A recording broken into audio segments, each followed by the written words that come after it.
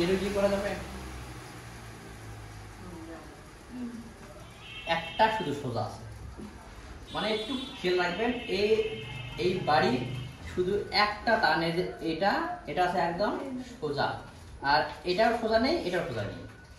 তার মানে এটা হেলে গেছে এইদিকে, আর এটা হেলে গেছে নিচের দিকে। যদি এই দুটা টান আমি, বা এই তিনটা টান যদি আমি একটা লাইন নিয়ে যাই, তাহলে দেখবেন আমি কোনো এক জায়গায় গিয়ে তিনটার একটা বিন্দুতে সমান একটা বিন্দুতে মিশে যাবে।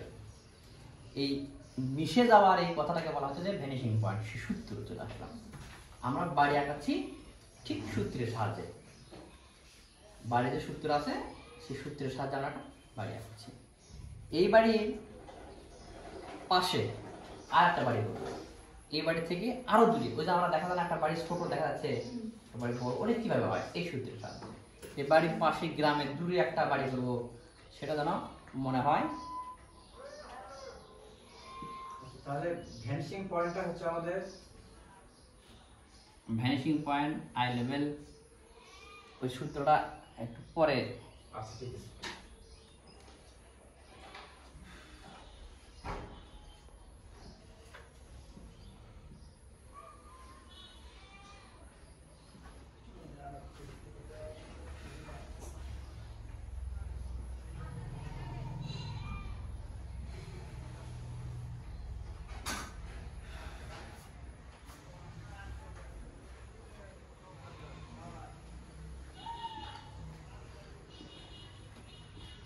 এই বাড়িটা সবার হাতে উঠবে। আমার বিশেষ বাড়ি করার সময় শর্ত হচ্ছে যে এই যে জানালা আর দরজার যে মাথাটা, এটা যেন সমান থাকে।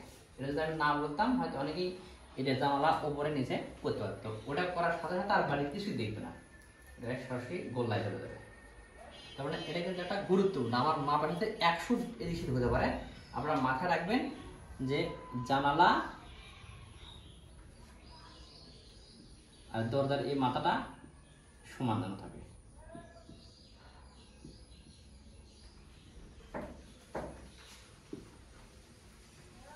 আচ্ছা, এটা আমি নোট করে দেখে আবার। প্রথমে এটা একটা ডান দিকে, একটা বাম দিকে বড় হবে, সমান। এই দুইটা প্রায় পাশাপাশি সমান হলেও সমস্যা নেই।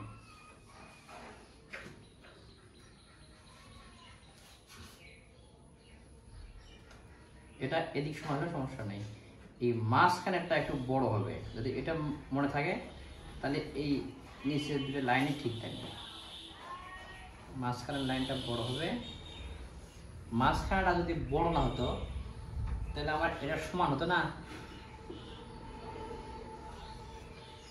এই বাড়িতে খেয়াল করেন, যদি মাঝখানের খুঁটিটা আমার একটু নিচের দিকে বড় না হতো, তাহলে এভাবে সমান হতো। এই সমান দিয়েও বাড়ি হবে।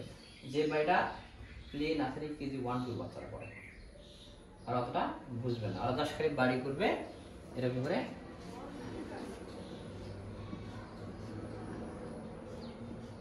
সমান করবে।